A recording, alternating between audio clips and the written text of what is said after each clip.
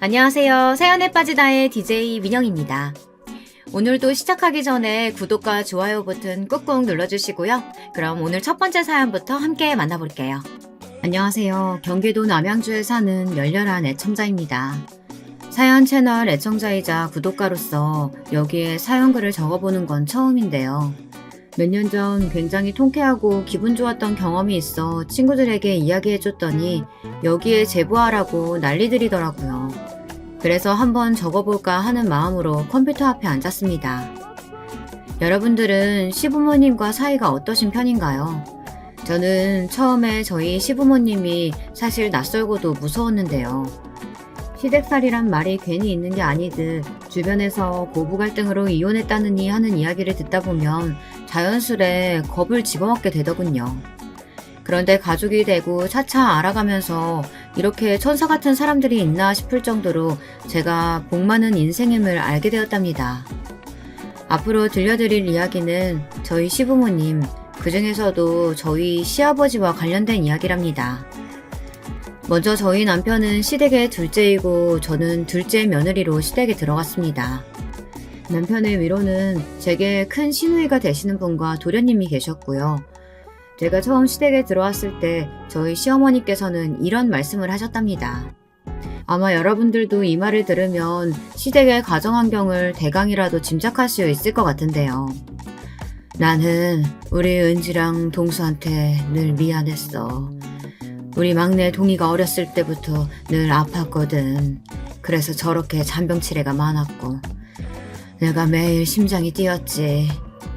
근데 그 때문에 큰애랑 둘째, 특히 네 남편 동수한텐 신경을 전혀 못 써줬단다. 애들이 어떻게 자라났는지 알 길이 없었어. 학교 선생님이랑도 말 한 번 안 섞었으니 내가 항상 마음에 빚이 있는 기분이었단다. 가난한 형편에 해준 것도 하나 없는 집안에서 부모 관심도 못 받고 자랐으니 말도 마라. 그럼에도 저리 곱게 자라준 게 참 고마워. 네, 어머님. 저도 남편한테 어린 시절 이야기 들어서 알고 있었어요. 도련님이 많이 아프셨다면서요. 그 때문에 어머님이나 아버님이 마음고생이 심하셨다고. 아직도 남편은 어제 일처럼 생생히 기억하더라고요. 그래도 어머님 아버님이 도련님한테 신경 쓰시면서도 따뜻하게 보살펴 주셔서 외롭지 않게 자랄 수 있었다고 감사해하고 있어요. 저희 도련님이 어렸을 적 아파서 시누이와 남편은 약간 뒤로 물러나곤 했었는데요. 아무래도 가족들 안에서 아픈 사람이 있으면 그럴 수밖에 없잖아요. 그 때문에 시어머니는 남편과 시누이를 가엾어 하셨습니다. 그리고 남편은 어려운 집안 환경을 일으켜보겠다고 어린 나이에 막노동이며 온갖 곳에서 구르며 돈을 벌어다 집에 갖다 바쳤다고 하는데요. 가족이 합심한 덕분에 시댁 집안이 일어날 수 있었지만 시부모님께선 그 부분에 있어 남편에게 마음의 빚이 컸던 모양이었습니다. 남편이 돈을 버느라 생고생하던 것을 시어머니께선 옆에서 다 지켜보셨거든요. 반면에 저는 친정이 유복했던지라 어렸을 때부터 부족함 없는 형편 속에서 자라왔다고 볼 수 있는데요. 친정 아버지가 큰 사업체를 여러 개 운영하셨기에 가난과는 거리가 먼 삶을 살았습니다. 하지만 물질적으로 정반대의 환경에서 자라왔다 해도 사람 보는 눈은 비슷하더라고요. 회사에서 남편을 처음 만났을 땐 뭐든 성실하고 책임감 있게 해내는 모습이 너무나 멋져 보였습니다. 10사람 몫을 거뜬히 해내면서도 생색내지 않는 사람, 그 사람이 남편이었습니다. 외모도 훈훈했던지라 뭇 여직원들이 남편에게 모두 눈독을 들이곤 했죠. 저는 진즉에 그것을 알고 대시를 했고 연애를 시작하자 결혼을 하자고 졸라댔고요. 나중에는 친정에도 선포하고 말았죠. 엄마, 나 결혼할래. 결혼하고 싶은 남자가 생겼어요. 뭐? 아니, 네가 무슨 바람이 불어서 갑자기? 집은 좀 사는 애고? 저희 친정엄마는 집안의 재력 수준부터 물으셨습니다. 이 말씀 한마디로 유추하실 수 있겠지만 저희 친정집은 물질적인 부분을 가장 우선으로 보시는 분들이었습니다. 어렸을 적부터 인이 박히도록 들었던 말이 우리 집과 비슷한 수준이거나 그 이상이어야 남는 장사다라는 말이었어요. 자식의 결혼을 장사로 이용한다는 점이 마음에 들지 않았지만 어렸을 땐 그런가 보다 하고 생각했죠. 언니들도 모두 하나같이 저희 집과 비슷한 수준의 부잣집에 시집을 가곤 했으니까요. 그래서 저희 친정 쪽에선 결혼할 때부터 반대가 심했습니다. 저는 남편이 자랑스럽고 뿌듯해했지만 저희 친정 부모님은 남편이 하는 모든 행동을 궁상이라고 표현하기까지 하셨어요. 아니, 네가 고생하는 건 둘째치고 이건 우리 집안의 수치고 우리 얼굴에 먹칠하는 길이야. 어떻게 사돈이 택시기사나 하는 그런 집안에 가서 널 이날 이때까지 키워준 네 부모 얼굴에 똥칠을 하겠다는 거니? 그래, 맞다. 당장 결혼 불러라. 사돈이란 작자들 행색도 꽤 제재한 게 우리랑은 영 수준이 안 맞아. 선택해라.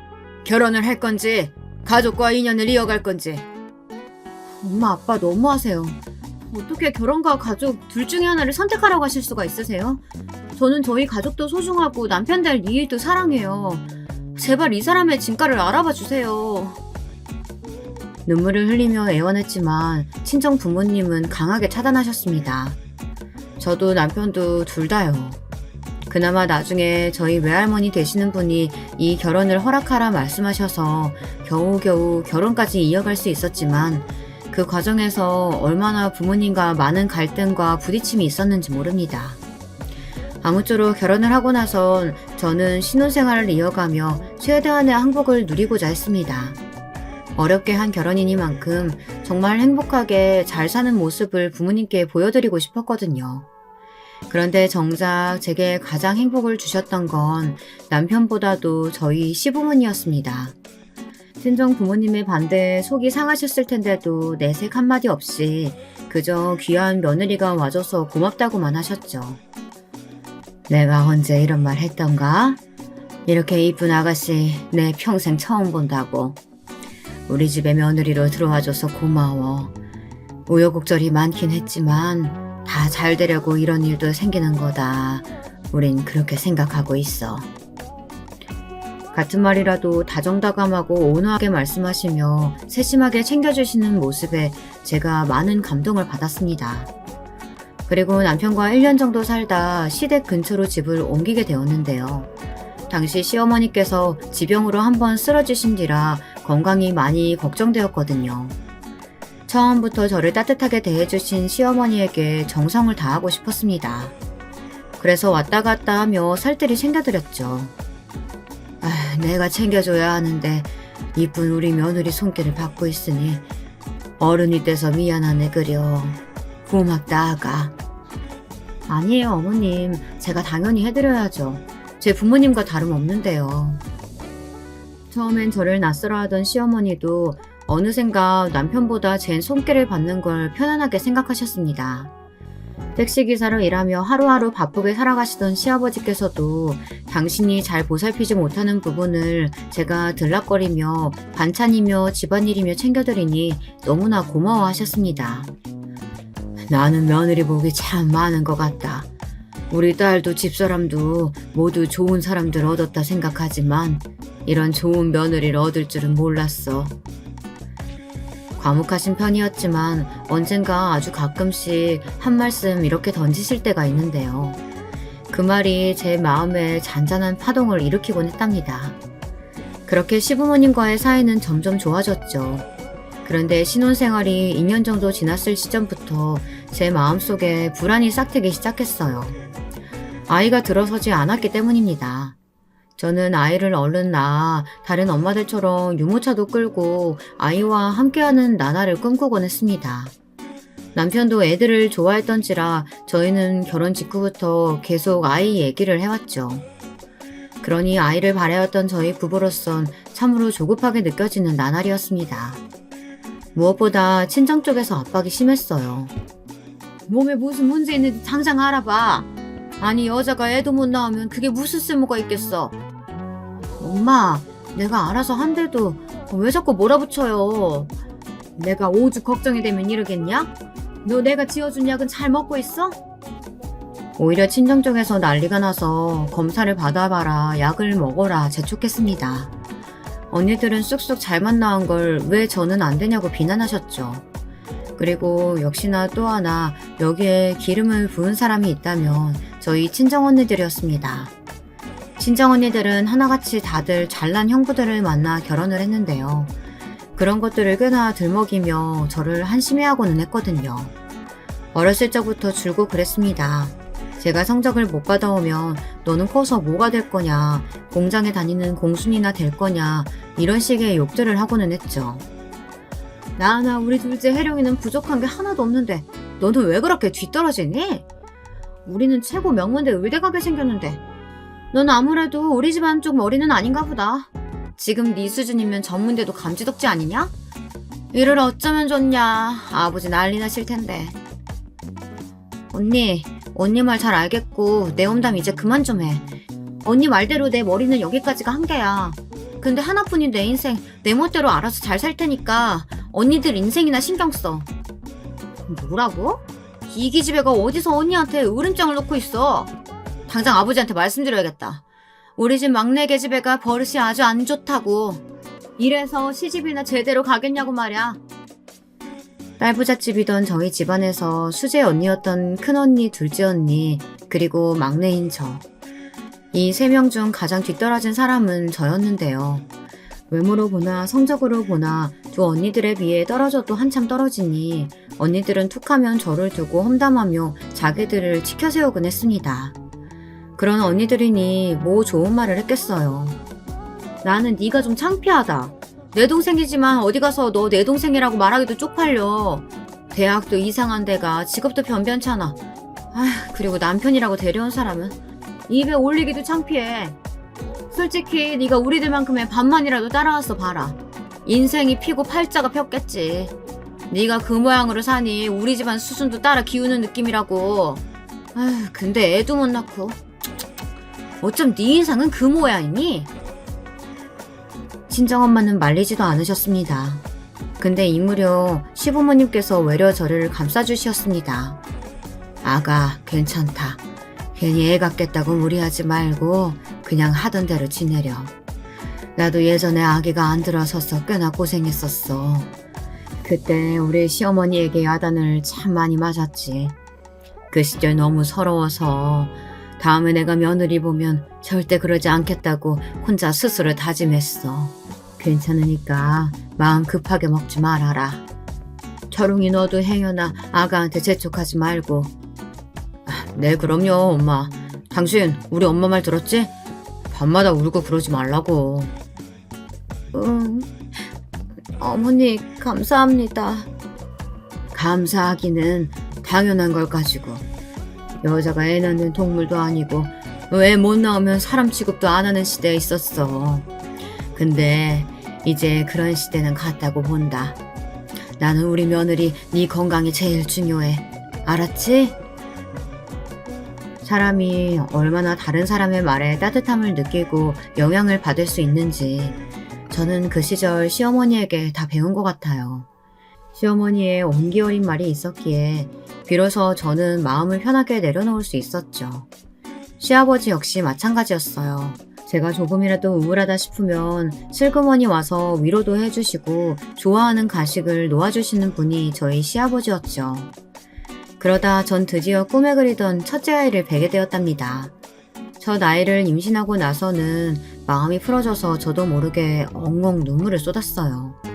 도련님도 시누이도 시부모님도 하나같이 너무나 축하해주는데 그 사이에서 저만 눈물 콧물 범벅이 되어 있었으니 지금 생각하면 창피하지만 동시에 돌이킬 수 없는 아름다운 추억이기도 합니다. 그렇게 태교에 힘을 쓰며 하루하루 남편과 시부모님의 돌봄을 받고 있었는데요. 그러던 어느 날 끔찍한 일이 불어닥치고 말았어요. 그날은 남편이 출장을 갔다 돌아오는 날이라 좋아하는 삼겹살을 가득 사들고 기다리고 있었죠. 그런데 갑자기 몸이 어질거리더니 정신이 어지럽더라고요. 눈을 뜨고 나니 믿을 수 없는 일이 저를 기다리고 있었습니다. 죄송하지만 아이는 유산되었어요. 네? 그게 무슨 말이에요? 유산이라뇨? 말도 안 돼요. 어떻게 제 아기가 하루아침에 그렇게 될 수 있다는 거예요? 네, 종종 이런 일이 있긴 합니다만 안타깝게 되었습니다. 의사 선생님을 보았다 시어머니의 눈에 고인 눈물을 보고서야 실감이 되더라고요. 옆에 있던 남편은 어쩔 줄 모르는 표정으로 저를 보고 있었고 저는 그 소식을 듣고 말도 안 된다며 고개를 저었습니다. 그 당시 배가 꽤 나은 상태로 6개월을 넘어가고 있었던 시기였는데 갑자기 유산이라니 믿기지가 않았습니다. 그래서 의사 선생님을 붙들고 아닐 거라고 다시 검사해달라고 조르곤 했습니다. 허나 이미 사라진 아이를 두고 다시 검사해봤자 다른 결과가 나오겠나요? 결국 저는 집으로 태어날 수밖에 없었고 아이를 잃은 슬픔에 차차 무너지고 말았습니다. 아마 유산의 경험이 있으시다면 아실 거예요. 단순히 아이를 잃은 것이 빠르게 무마될 슬픔이 아니고 육체적으로도 정신적으로도 상당히 힘이 든다는 것을요. 저는 그토록 영원하던 아이를 뱃속에서 잃었으니 그 슬픔이 더 강할 수밖에 없었죠. 문제는 제가 이것을 견디지 못하고 우울증 증세로 번져 하루 종일 무기력하게 있었다는 겁니다. 그리고 저희 친정엄마라는 분은 이걸 두고 지적질을 하기 바빴죠. 아이고 한심한 거사. 얼른 애 별 생각이나 해야지. 그러고 있으면 뭐가 해결되니? 아휴, 나는 너가 낳았을 때부터 네가 잘하는 거 보면서 생각했다. 저렇게 나약해 빠져가지고는 애나 낳을 수 있을까? 근데 내 예상이 턱 들어맞았네. 맞았어. 그러고 있지 말고 얼른 털고 일어나서 다시 노력할 생각을 해. 아님 네 언니들이라도 보든가.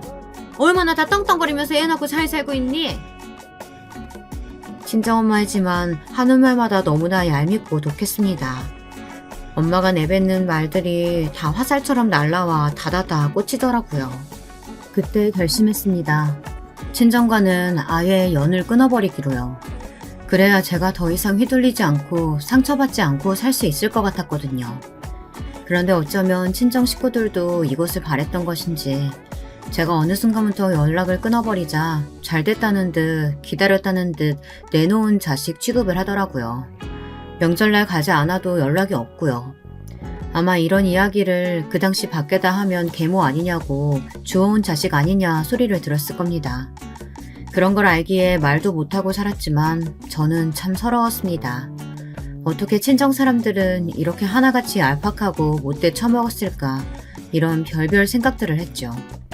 그런 저를 위로해준 건 역시나 시부모님이셨죠.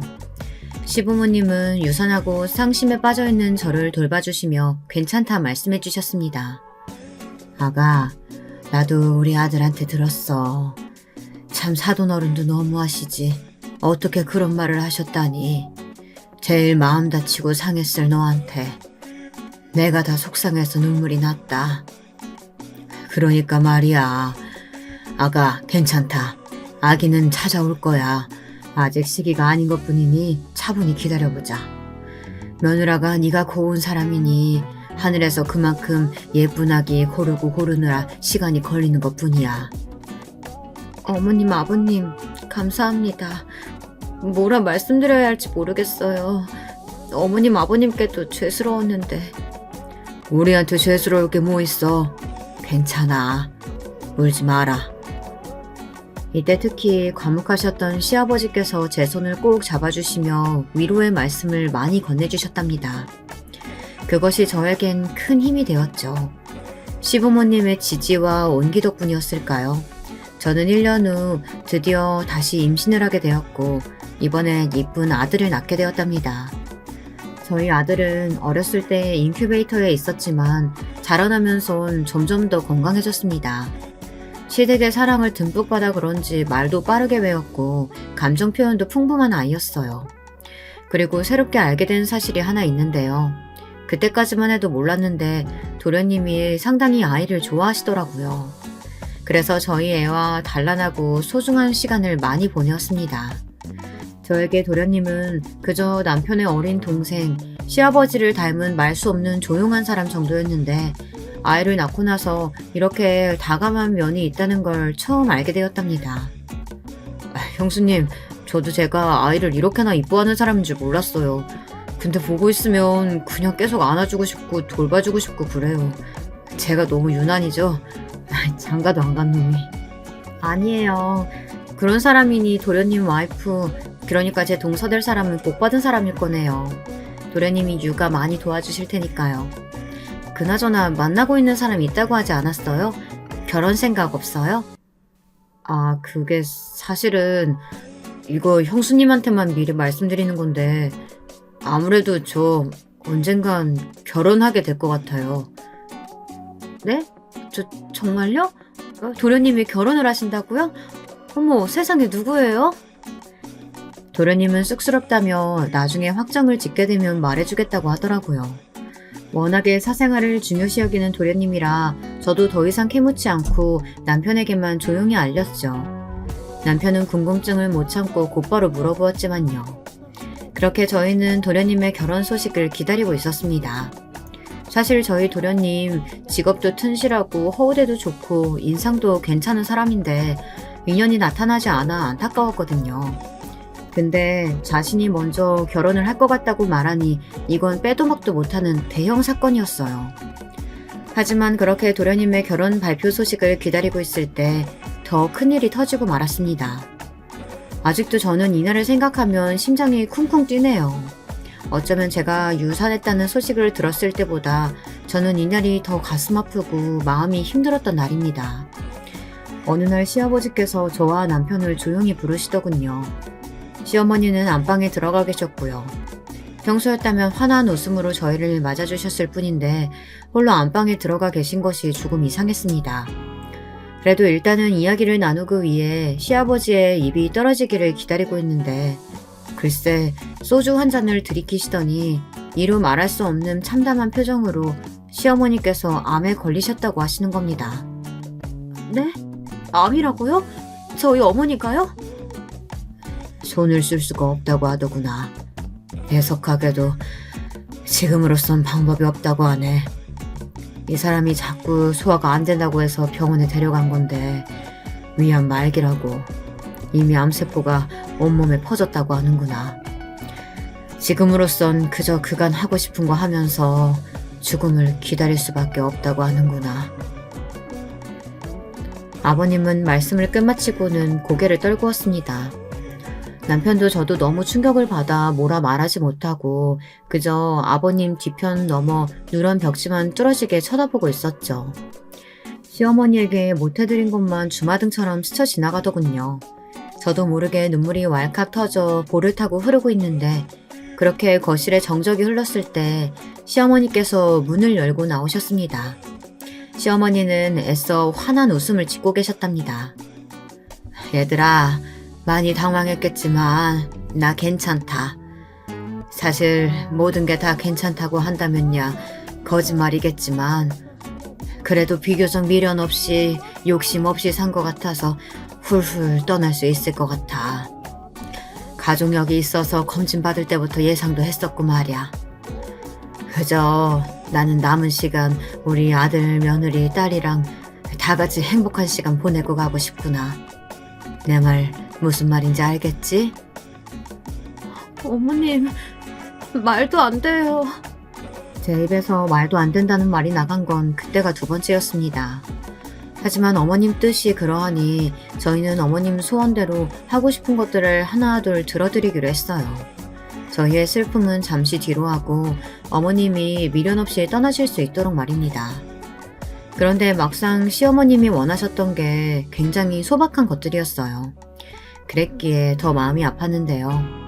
소원이란 그것이 단풍 구경이라든지 동네 자그마한 커피숍 가보기 이런 사소한 것들이었답니다. 차라리 더 큰 걸 원하셨다면 대출을 해서라도 원 없이 이뤄드리고 싶었는데 그것도 아니라 더더욱 마음이 슬프네요. 그렇게 한 번의 계절이 끝나고 저는 너무나 많은 미련을 가진 채 시어머니를 보내드리고 말았습니다. 장례식이 끝나고도 시어머니가 이 세상에 없다는 건 믿을 수가 없었죠. 모두가 슬퍼하는 장례식이었지만 이때 장례식에서 도련님께서 다른 이유로 상심해 계셨는데요. 제가 생각지 못한 이유였습니다. 결혼 발표하고 싶었는데 너무 제가 늦게 장가 가게 된 것 같아 죄송하네요. 엄마가 이렇게 가고 나서야 결혼을 결정해서 너무 죄송해요, 엄마. 시어머니의 영정사진 앞에서 엉엉 울며 도련님은 이렇게 말씀을 하시더군요. 도련님께선 어머님의 마지막을 지켜보며 만나오던 여자에게 확신을 느꼈던 것인지 결혼을 결심했다고 합니다.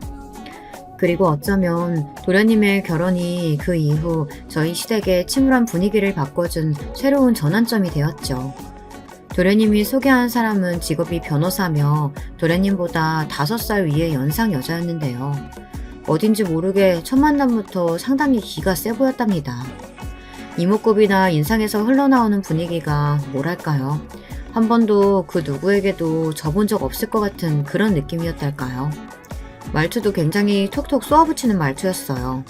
아버님이 무슨 말씀을 하셔도 "아, 그래요?" 하며 짧게 대답하고 저희 남편의 말은 못 들은 척 하는 것도 몇 개 있었습니다.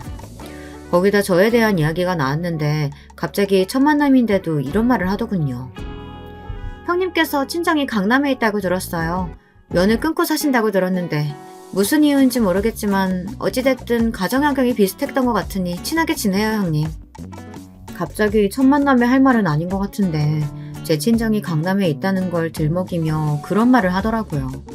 느낌상 별로 친하게 지내고 싶지 않았으나 고개를 끄덕여 예의상 동조의 표시를 하였죠. 강남에 친정이 있다는 동서는 자신의 직업에 대한 자부심도 상당히 강했고 종종 친정의 재력에 대해서도 대놓고 어필했습니다. 그러다 어느 날은 명절에 만나서 이런 말을 했는데요. 꽤 신경에 거슬리는 말이었습니다. 마치 집에서 살림하고 애 키우는 저를 무시하는 것 같은 말이었거든요. "아, 이번에 제가 굉장히 큰 회사로 옮기게 되었거든요. 연봉도 세고요. 아마 이번 사건도 승소할 확률이 높아서 연봉이 더 오를 것 같아요. 그럼 더 좋은 회사로 가야겠죠? 역시 이래서 여자는 능력을 인정받아야 하나 봐요. 아마 전 가정주부 체질은 절대 못 될 것 같아요. 집에만 있으면 좀이 쑤시거든요. 얼른 나가서 일하고 싶어서요. 형님은 그런 생각 안 드세요?" 나는 동서가 알다시피 내가 우리 아들이 힘들게 나왔잖아. 우리 아들이 잘 자라주고 행복하게 자라준다면야 더 바랄 게 없어. 나가서 일하고 싶다거나 하는 생각은 글쎄 별로 안 드네. 행복의 기준은 사람마다 다 다르니까. 행복의 기준은 사람마다 다르다. 아, 그런가요? 글쎄요. 전 그렇게 생각 안 하는데요. 형님도 겪어보셨으니 아실 거 아니에요. 친정이 부자라면서요. 돈 많고 능력 있으면 사람들이 저절로 붙고 없으면 그야말로 개밥 찬밥 신세 되는 건데 전 태어나길 부유하고 고급스러운 집안에서 자라 그런지 지금처럼 계속 능력 있는 여자를 살고 싶어요. 아이한테 제 인생 허비하는 거 딱 질색이고요. 저희 부모님도 가정부 두고 저희들 키우셨지 직접 키우시진 않으셨어요. 전 제가 능력 있고 집안 조건 빵빵해야 제 밑에서 자라는 애들도 행복할 거라고 생각해요. 저처럼요. 아, 그래? 그래, 동서 생각이 그럴 순 있지. 근데 우리 남편도 부족하지 않게 벌고 있고 우리 아이도 너무 행복하게 크고 있어. 동서도 봐서 알잖아. 우리 아들 얼마나 이쁘고 예의 바른지. 네, 그건 그렇죠. 제 말에 동서가 쓴웃음을 지으며 대답하는 게 영 마음에 들지 않았습니다. 말로 저를 이기고 싶었는데 그러지 못하자 약간 분한 표정이었어요. 거기다 어떻게든 저를 짓누르고 싶어하는 모습에서 저는 친정 언니들이 보였습니다. 언니들이 없었다면 저는 이런 돌려가기식의 공격을 눈치 없이 지나갈 텐데 어렸을 때 하도 시달리고 살아 그런지 단번에 알겠더라고요. 거기다 동서는 우회해서 말하는 방법도 잘 몰랐고요. 머리가 나쁘다면 나쁜 거였죠. 티라도 안 나게 해야 욕을 안 먹을 텐데 말입니다. 저는 동서에게 들은 말들을 마음에 담아두진 않았습니다. 왜냐하면 저 자체가 떳떳했기 때문이었어요. 동서에게 말한 그대로 우리 아들이 충분히 행복하게 자라고 있고 저나 남편이나 아들에게 해줄 수 있는 최대한을 해주고 있다고 생각했거든요. 남편은 가난한 환경에서 저는 부유한 환경에서 자랐기에 저희는 그 장단점을 서로 알고 있었어요. 모든 게 갖춰진 환경에서 아이를 너무 오냐오냐 식으로 키우는 것도 문제였고 그렇다고 찢어지게 가난한 환경에서 키우는 것도 아이에겐 불행이 될 것이었죠. 그래서 저희는 항상 지금의 이 상태를 만족스러워했답니다. 적당히 벌고 적당히 쓰는 이 상태요. 남들처럼 브랜드 아파트에 살지 않아도 저희가 당당할 수 있던 이유랄까요? 하지만 미꾸라지 한 마리가 물 전체를 흐린다고 동서가 들어오면서 시댁의 분위기도 바뀌기 시작했습니다. 덩달아 제 기분도 같이 흐려지는 날이 많아지기 시작했죠.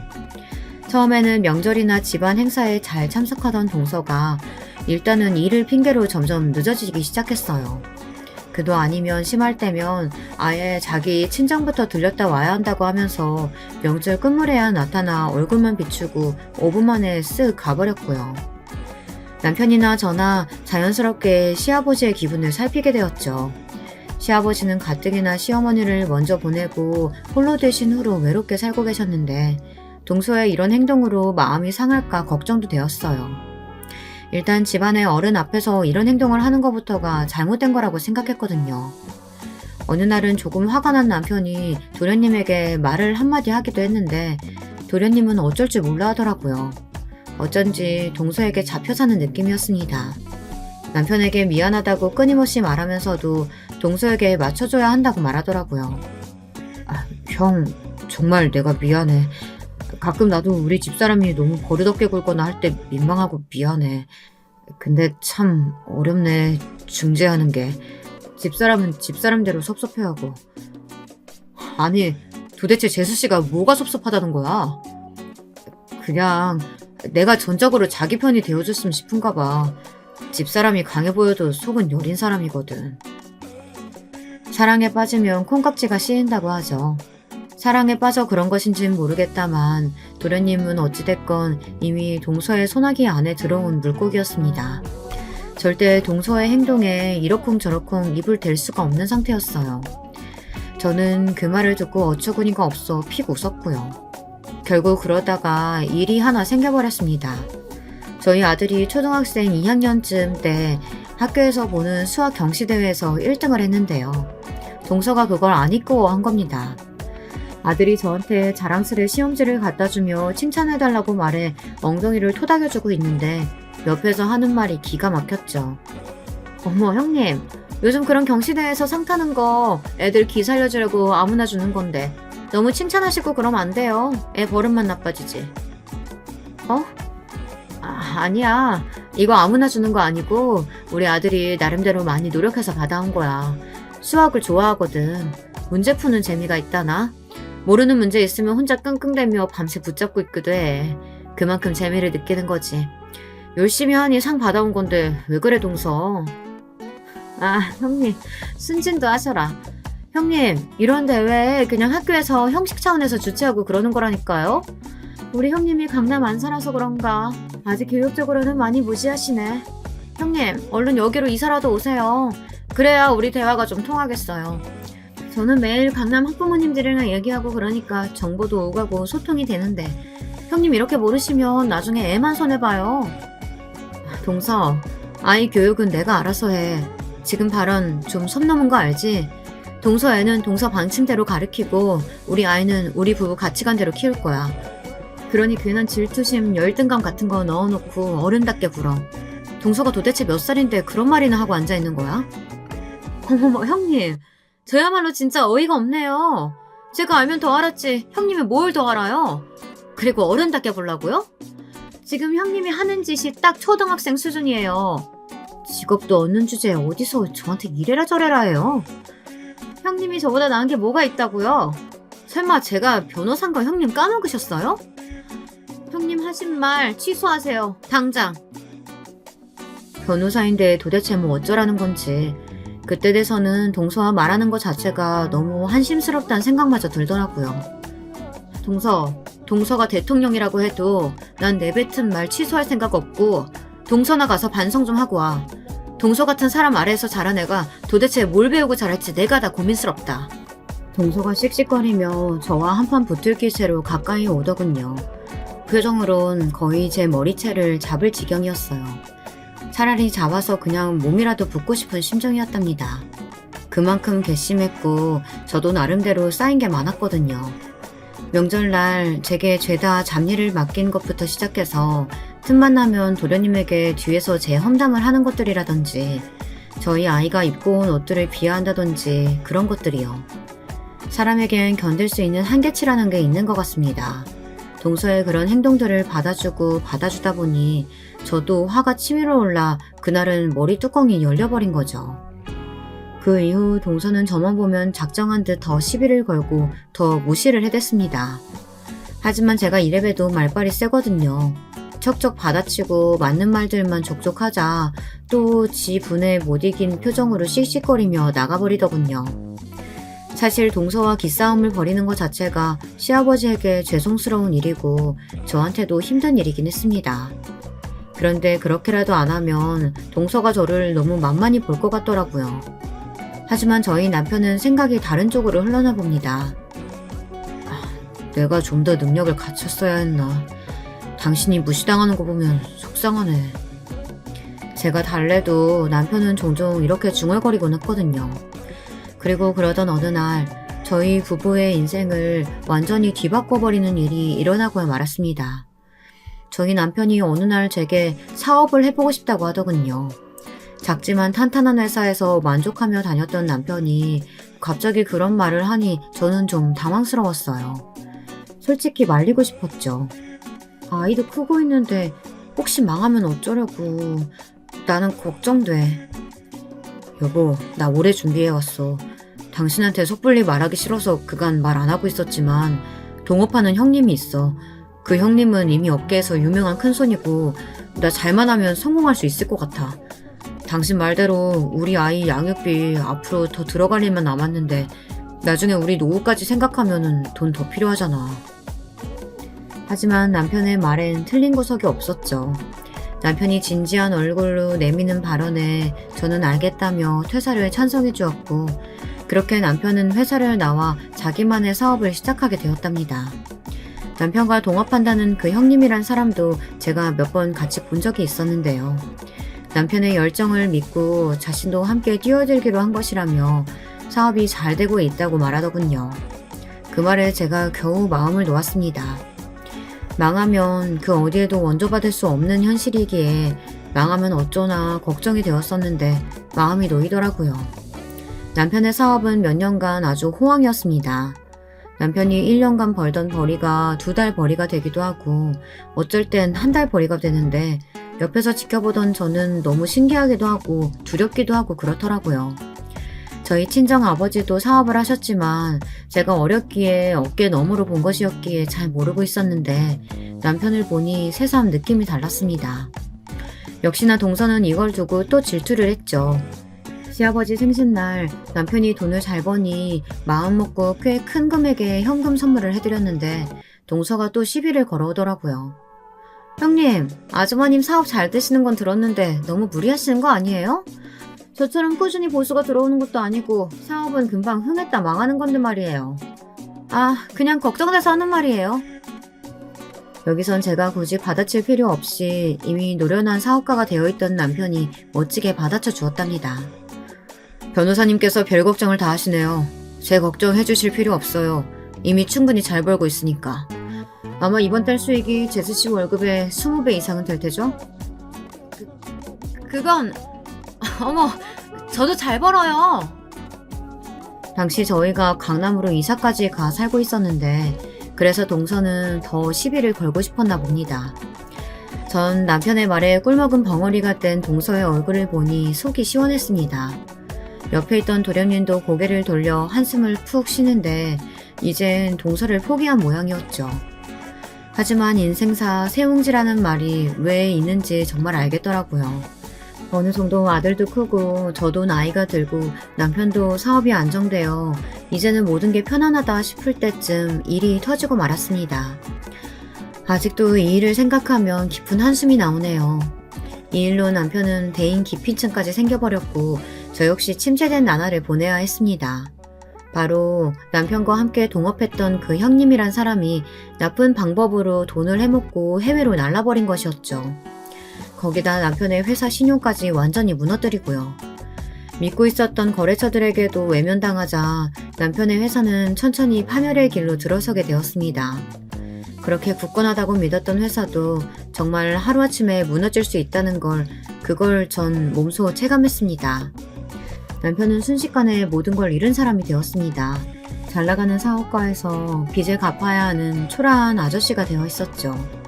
마찬가지로 저 역시 당장이라도 일을 하지 않으면 하루 벌어 먹고 살 돈이 없는 처지가 되었고요. 마음이 아픈 것도 아픈 거지만 당장의 미래가 너무 막막했습니다. 다행히 아들은 많이 자란지라 걱정이 덜 되었는데 이 상태로라면 아들에게도 의지해야 할 상황이었습니다. 미안해. 뭐라도 해야 돼. 내가 아르바이트라도 일단은 뭐라도 해야 하니까 배달이라도 나갈게. 남편의 말에 울음이 치받쳐 올랐지만 저는 겨우 고개를 끄덕이고 저도 내일부터 식당 일을 나가겠다고 말했어요. 그렇게 해서 남편은 치킨집 배달 일을, 저는 설거지를 시작했습니다. 슬퍼할 겨를도 없이 정신없이 일만 했어요. 오로지 일에만 몰두해 얼른 시간이 가길 빌었죠. 아들은 고생하는 저희를 그냥 두고 볼 수 없었는지 자기도 나서겠다며 아르바이트를 하겠다고 했고, 제가 말릴 새도 없이 어느새 꼬박꼬박 월급을 타 집에 돈을 갖다 주고 있었습니다. 남편은 이 모습을 보고 특히나 많은 자괴감을 느꼈습니다. 자신이 가난한 집을 일으키기 위해 그토록 노력했던 것을 아들에게 물려줘야 한다는 것에서요. 자신도 그 어린 나이에 참으로 힘들고 서러웠는데 아들이 자기와 똑같은 고통을 겪고 있으니 얼마나 괴로웠겠나요. 그 심정을 모르는 바 아니었기에 저와 남편은 아들이 땀 흘리며 뛰는 것을 보고는 함께 숨죽여 울고는 했습니다. 이때 저희 시아버지에겐 따로 언급을 하지 않아 시아버지는 저희 남편 회사가 망한 줄도 모르고 있었는데요. 아버님 나이가 적지 않아 행여나 아시게 되면 쓰러지실까 걱정도 되었고, 아신다고 해도 딱히 지원을 받을 수 없었기 때문입니다. 남편 쪽에서 먼저 아버님에게 비밀로 하자고 말했고, 그래서 저는 남편과 빚을 갚아나가면서도 아버님 앞에선 잘 사는 척 최대한 웃으며 밝은 모습을 보이려고 했었죠. 저는 배달 일을 하는 남편이 늘 걱정되었답니다.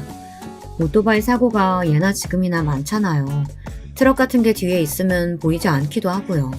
그래서 늘 조심하란 말을 달고 살았는데 남편은 그럴 때면 힘없는 얼굴로 웃어 보이곤 했습니다. 밤만 되면 사업의 실패를 견딜 수 없었는지 남편은 술을 먹고 일을 나가곤 했는데 그렇기에 더 걱정되고 불안했죠. 그러던 어느 날 일이 나고 만 거예요. 남편이 배달을 나갔다 그만 크게 다치고 만 것이죠. 사고 소식을 듣고 아들과 함께 정신없이 달려갔는데 남편은 의식불명이었습니다. 수술이 끝나고 나온 의사 선생님의 얼굴도 어두웠어요. 일단 경과를 지켜봐야 할 것 같습니다. 그야말로 남편은 생사를 오가고 있었습니다. 저는 슬리퍼가 거꾸로 신겨진 것도 모른 채 병원 복도에 무너져 엉엉 울었고요. 며칠을 기다렸지만 남편은 자꾸 생에서 사로 넘어가고 있는 것만 같았습니다. 그리고 저는 이제 시아버지에게도 이를 알려야겠다 싶어 가족 모두에게 남편의 상태를 알렸죠. 달려온 도련님과 시아버지 얼굴에선 놀람과 경악이 가득했습니다. 이게 어떻게 된 일이냐? 아가 오토바이 사고라니? 아버님 죄송해요. 제가 그간 말씀드리지 못한 게 있어요. 사실 저희 그이 사업이 안 풀렸어요. 사업이 망해서 저희가 빚을 갚고 있었어요. 뭐라고? 죄송합니다. 정말. 아버님께서 충격받으실까봐 말씀을 못 드렸어요. 그이가 오토바이로 배달 일을 하다가 그만 이렇게 된 거예요.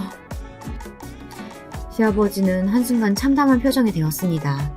빚을 졌다면 아무리 그래도 자신에게 알렸어야지 왜 그 짐을 너희 둘이서 떠안고 있었냐며 질책하시다가 그만 충격을 크게 받으신 건지 몸을 휘청거리기까지 하셨습니다. 결국 도련님과 제가 시아버지를 잠시 모시고 나가 차분히 어떻게 된 일인지 설명하며 이야기를 나누었어요.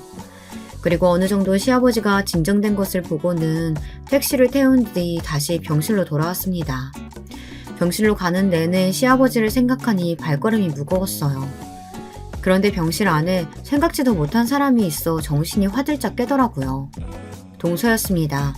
동서는 아주 무서운 표정으로 남편을 지켜보고 있더군요. 침착하고 서늘한 표정이었습니다. 그러다 뒤를 돌아 저를 발견했습니다. 동서? 와줄 줄 몰랐는데 좀 놀랍네. 당연히 와야죠. 너무 놀라서 일하다 말고 뛰어온 거 있죠? 형님, 아주버님 곧 일어나실 거니까 너무 걱정하지 마세요. 형님 뭐 안 먹었을 것 같아서 죽도 사왔어요. 꼭 드세요. 따뜻할 때. 동서는 웬일로 제 손에 죽이 담긴 쇼핑백까지 쥐어주며 사람다운 말을 했습니다. 한 번도 그간 동서를 알아오며 인간적인 면모를 본 적이 없었는데 말이죠. 그러고선 현금을 좀 챙겨왔다며 두둑한 봉투 하나를 꺼내 제 주머니 속에 넣더라고요. 제가 일하지 않아도 된다고 하니까 거절하지 말고 꼭 받아달라면서요. 아니야, 이런 거 안 해줘도 돼, 동서. 괜찮아, 마음만 받을게.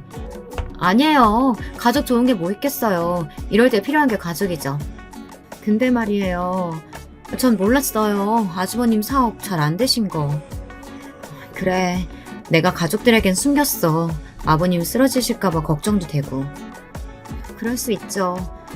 근데요, 제가 곰곰이 생각을 해봤는데 어쩌면 잘된 일 아닐까요? 전 제가 잘못 들은 줄 알았습니다. 뭐? 솔직히 그렇잖아요. 능력도 없는 남편 끼고 살아 뭐해요. 어쩌면 잘된 일 아닐까요? 아주버님 사망보험금 같은 거 들어놓으셨을 거 아니에요? 그걸로 빚 갚으면 되죠. 제 면전에 대고 악마 같은 말을 짓거리는데 전 그 순간 저도 모르게 손을 들어 동서의 뺨을 아주 강하게 내리쳤습니다. 병실 밖에 있는 사람들이 놀라 기웃거릴 정도로 말입니다. 동서는 얼떨결에 맞아 당황스러운지 뭐라 말도 못하고 어버버 하는데 저는 한 대 더 때리기 위해 손을 번쩍 치켜 들어올렸어요. 그런데 그때였어요. 누군가 동서의 머리채를 잡아채더군요. 그 정체에 놀랐습니다. 바로 집에 가셨을 줄 알았던 시아버지였어요. 너 지금 뭐라고 했냐? 내 아들을 두고, 생사를 오가는 내 아들을 두고 잘 됐다고? 네가 사람이냐? 너는 사람도 아니다. 사람의 탈을 쓴 악마고 악귀지. 지금껏 네가 우리 집안 무시하고 살았어도 내 집사람 유언대로 가족의 평안을 지키기 위해 가만히 나서지 않고 있었다. 근데 이제는 나도 한계다. 시아버지는 그 이후 행동에 들어가셨습니다. 사실 이때 동서의 머리끄댕이를 잡은 건 시작에 불과하셨던 거예요. 놀라움의 연속이었죠. 시아버지는 이 계획을 언제부터 준비하고 계셨던 건지 이미 사람을 써서 동서의 뒷조사를 다 해놓고 계셨고 동서의 아주 큰 비밀을 까발렸습니다. 동서가 정당한 보수 외에 받은 뒷돈들에 대해 말입니다. 시아버지는 그 즉시 동서에 대해 알고 있는 사실을 아는 검사에게 전달했고 시작된 수사에서 동서는 점점 궁지에 몰리기 시작했죠. 그리고 충격적인 한 가지 사실이 더 밝혀지게 되었는데요. 이건 시아버지 당신께서 직접 말해주셨답니다. 아버님, 어떻게 이 많은 걸 준비하고 계셨던 거예요? 언제부터요? 며느리란 애가 바람이 났을 때부터지. 술집 남자애하고 바람이 나서 희희낙낙 돌아다니고 있었더구나. 우연히 대화하는 걸 엿듣게 됐고 처음엔 아들한테 알릴 요량으로 뒷조사를 맡겼지. 근데 나한테 와서 싹싹 비울더구나. 내가 눈치챈 걸 알고서 제발 말하지 말아달라고. 한 번만 넘어가 달라고. 아들 생각하면 말하고 싶은데 손주를 생각하니 입이 떨어지지가 않았다. 동서가 바람을 피고 있었더군요. 하여튼 나쁜 짓이란 나쁜 짓은 다 했더라고요. 그리고 그 사실을 몰랐던 도련님은 이번 일의 전말을 모두 듣고 나선 동서와 갈라서기로 했고요. 진즉에 그런 뱀 같은 여자랑은 갈랐었어야 했는데 너무 늦어버린 것 같아서 형수님께도 죄송합니다. 앞으로 남은 시간 제가 이 마음의 빚 갚으면서 살게요. 도련님은 저희 집안의 빚을 자신이 갚고 싶다며 지금껏 모은 돈을 모두 저에게로 넘기겠다고 하더라고요. 처음엔 받지 않으려고 했지만 워낙에 강경했기에 민망한 얼굴로 받았답니다. 그리고 동서가 끝까지 도련님을 물고 늘어지려 하자 결국 소송에 들어갔고 위자료를 받아냈는데 위자료 역시 제게로 넘어왔습니다. 기막히게도 운이 딱딱 맞아 동서의 돈으로 저희 집 빚을 갚은 셈이 되었죠. 그 후 동서는 변호사 생활을 하며 워낙에 뒷돈을 많이 먹은 탓에 크게 벌금을 내고 그 잘난 직업을 내려놓고 집구석에서만 틀어박혀 살게 됐습니다. 자식도 잃었고요. 나중에 알고 보니 동서의 자식인 규철이도 동서가 엄마로서 진절머리 나게 굴었다며 보고 싶지 않다고 해외로 가버렸다고 하더라고요. 그것을 견디지 못했던 동서는 우울증으로 정신병원에 오래 입원해 있었고요.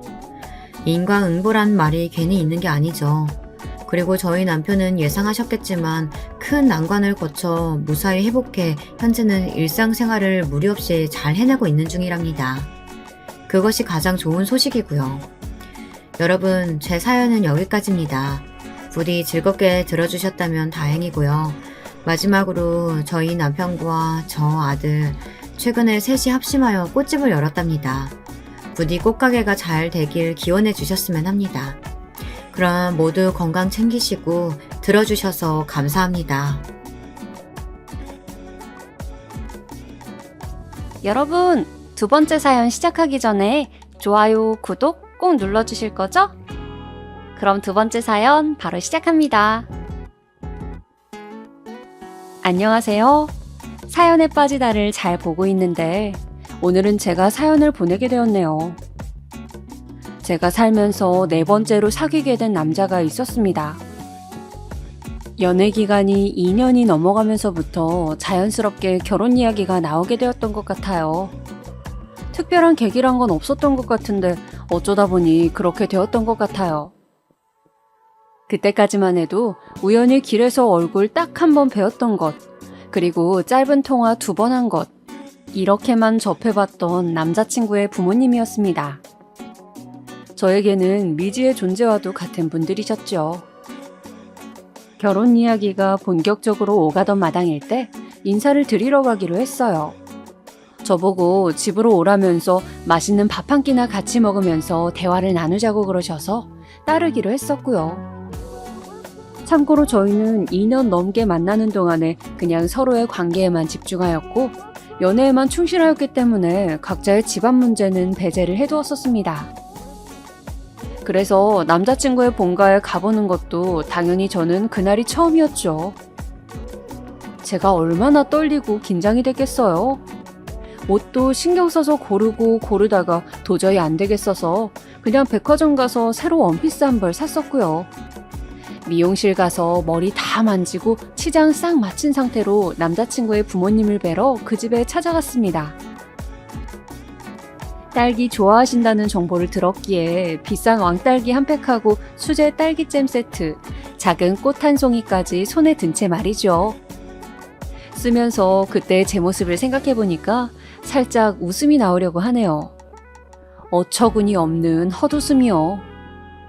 집 앞으로 마중을 나온 남자친구랑 같이 집 안에 들어가던 순간부터 왠지 모르게 싸한 느낌이 들었습니다. 시간 맞춰 잘 왔네. 어여 이리 들어와.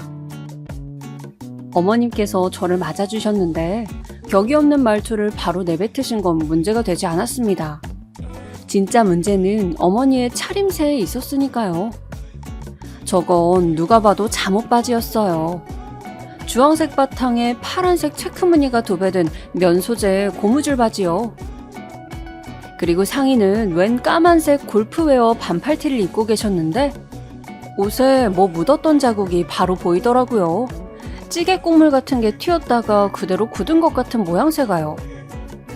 화장도 안 하신 것 같은데 눈썹이랑 눈은 옛날에 문신하신 게 그냥 남아있는 거고 머리도 드라이조차 안 하셨고 혹시 주무시다 일어나신 건 아닐까? 당황한 저는 그런 생각을 하면서 식은땀을 뻘뻘 흘리고 있었습니다. 전혀 상상조차 못해본 상황에 맞닥뜨린 것이었으니까요. 엄마, 이쪽은 내가 입이 닳도록 말해왔던 내 여자친구야. 남자친구가 싱글벙글 웃으면서 제 소개를 해주었는데 어머님께서는 제가 가져온 왕딸기와 딸기잼을 받아들고 확인하시기에 급급하셨습니다. 그래 오느라 고생했네. 일단 화장실 가서 손부터 씻고 부엌으로 와라. 기분이 싱숭생숭한데 어머니께서 그렇게 말씀하시니까 저는 당연히 정말 너무나도 당연하게 저녁 식사를 먹기 위한 단계라고 생각하며 따랐습니다. 그런데 부엌에 가보니까 이게 무슨 일인가요? 당근이랑 부추 좀 쫑쫑 썰어봐. 저런 것 정도는 할 수 있지? 나는 이거 김치찜 들여놓은 거 간 보고 상 차리고 할 테니까 알았지? 저는 정식으로 어머님을 뵌 게 그날이 처음이었는데 다짜고짜 저한테 재료를 다듬으라고 하시더군요. 이것들은 왜 썰어야 하냐고 여쭈었더니 계란말이에 넣어야 해서 그렇다고 하셨습니다. 이 시간이 되도록 뭘 하고 계셨다가 재료 준비를 지금 하시는 걸까? 그 순간에 속으로 정말 별별 생각이 다 들었습니다. 아무렇지도 않게 저한테 머리 좀 묶어라, 앞치마 좀 줄 테니까 당장 두르고 해라, 이런 말씀들을 하시는 어머님을 보며 어이가 없었지요. 남자친구는 그제야 식탁 위에 즐비해 있던 잡동사니 치우고 행주로 식탁 닦고 그러더라고요. 기껏 머리부터 발끝까지 공들여 꾸미고 갔더니만 저는 미용실에 들른 보람도 없이 고무줄로 머리를 질끈 묶었으며 백화점에서 구입한 원피스는 앞치마에 가려서 보이지도 않았죠. 생긴 건 깍쟁이처럼 생겨가지고 칼질은 제법 한다. 근데 고기를 왜 안 먹는다니? 남들처럼 고기만 먹었어도 상 차리는데 힘이 반절은 덜 들었겠구먼. 제가 고기 섭취를 좀 멀리하는 사람이거든요. 원래 고기를 안 먹었던 건 아니고 23살에 호주로 여행을 갔다가 거기에서 반년 지내는 동안 채식주의자들을 만날 계기가 있었어요. 그러면서 채식에 대한 관심이 생겨서 많은 공부를 하게 되었고 점차 채식주의자의 길을 걷게 된 것이었죠. 제가 고기를 안 먹는다는 걸 남자친구로부터 미리 전해들으셨던 어머님께선 저의 그런 부분이 별로라는 기색을 내비치셨어요. 아무튼 저는 그 집에 도착해서 꼬박 30분 뒤에 자리에 앉을 수 있었어요. 엉덩이 한번 못 붙여보고 부엌대기로 일을 했던 겁니다. 그런데 아버님께서는 안 보이시네요. 분명 점심때까지만 해도 계시지 않았어요? 남자친구한테서 그렇게 들었기 때문에 집에 보이지 않는 한 분의 행방이 저는 당연히 궁금했죠. 그런데 아버님께서 갑자기 낚시를 하러 외출을 하셨다는 겁니다. 그 양반이 원래 그래. 가만히 있다가도 난데없이 벌떡벌떡 일어나서 어디를 가고 그래. 그냥 원래 그런 사람이니까 마음 쓸 것 없어. 어머님께서 호탕하게 말씀하셨지만 저는 속이 꽉 막히는 느낌이 들었습니다. 남자친구를 만나는 동안에는 전혀 짐작할 수조차 없었던 이 집안의 면모. 대체 어떻게 된 건가 의문이었네요. 얘기만 듣다가 오늘 이렇게 얼굴 보니까 좋네. 다음에 또 놀러와서 그땐 더 맛있는 거 해먹자고. 깔깔 웃으시며 인사를 건네신 어머님의 모습을 뒤로 한 채 그 집을 나오면서 정신이 막 아찔했어요. 내가 지금 무슨 일을 겪은 거지? 이게 아들의 친한 친구를 맞이하는 태도가 아니라 정말로 예비 며느리를 맞이하는 태도가 맞나? 사람이 너무 혼란스러우니까 되려 말문이 막히더군요. 자기 차로 저를 집까지 데려다주는 내내 남자친구는 제 눈치를 살피기 바빴습니다. 이윽고 조심스레 말을 꺼내더군요. 우리 엄마 되게 편한 어른이지? 절대 남한테 어렵게 구는 사람이 아니야. 그런데 내가 아까 보니까 우리 엄마가 너 엄청 좋게 본 모양이더라. 표정도 밝고 신이 난 것 같았어. 부엌일 부려먹기 좋은 만만한 애라고 생각하셨나 보네. 야, 무슨 말을 그렇게 해. 절대 아니야. 그건 네가 지금 오해한 거야. 몰라. 우리 결혼 그냥 조금만 더 생각해보자. 굳이 서두르지 말자. 제가 무덤덤하게 반응하니까 남자친구가 난리가 났어요. 자기가 다 잘못했다면서 다시는 그럴 일 없을 거라면서 어쩌고 저쩌고 떠들어대는데 저는 머리가 아파서 그날 더 대화를 하지 않았습니다. 집에 와서 곰곰이 생각을 해봤죠. 남자친구라는 사람 자체는 꽤 좋은 사람이었고 무엇보다 저랑 잘 맞았거든요. 이해관계에서 통하는 게 많아서 이게 너무 좋았고요. 그런데 결혼까지 하기에는 그날 겪은 게 너무 마음에 걸렸습니다. 머리 싸매면서 고민했어요. 그리고 저는 이쯤에서 사연에 빠지다에 계신 분들을 벌써부터 실망시키게 됩니다. 왜냐하면 그런 일을 겪어놓고도 몇 주 뒤에 결혼 진행을 하기로 결정했기 때문이죠. 제가 급성 장염이 왔는데 남자친구가 살뜰하게 보살펴줬던 것이라든지 결혼 이후의 생활에 대해서 그냥 의견이 잘 맞았다든지 하는 이유들이 있었지만 지금에 와서는 다 핑계일 뿐, 네, 제가 그냥 미쳤었던 겁니다. 어쨌든 결혼을 결심한 가장 핵심적인 이유가 있긴 한데 이건 뒤에 가서 밝혀드릴게요. 이듬해 남자친구는 남편이 되었고 그 문제의 어머님은 제 시어머니가 되셨습니다. 황당한 일을 겪고도 하게 된 결혼. 첫인상은 별로였을지라도 나중에 좋게 반전되는 사람들이 있지 않나요? 저는 내심 시어머니께서 성향이 나랑 다를 뿐이지 사람 자체는 좋으신 분이라고 여기며 기대를 했던 게 사실입니다. 그리고는 결혼하자마자 같이 살면서 저는 시어머니의 본격적인 실체를 접할 수 있었네요. 신혼집에 예상치도 못한 문제가 생겨서 입주가 좀 늦어졌어요.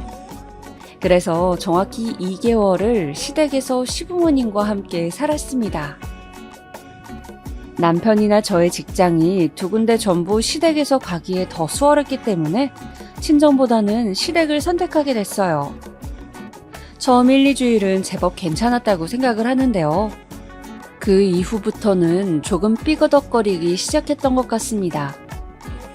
우선 시아버지께서 무척 바쁘신 분이셨어요. 아주 공사다망하신 분이라서 되게 잘 안 붙어 계셨습니다. 어째서 제가 처음 이 집에 인사드리러 왔던 날에 부재 중이실 수밖에 없었는지 알 것 같다고나 할까요? 그래서 저랑 부딪히게 되는 쪽은 시어머니가 유일하셨습니다. 제가 집에서 뭘 하든 은근하게 마음에 안 들어 하시는 기색이 역력하셨습니다. 특히 제가 고기를 안 먹어서 짜증난다고 하셨죠.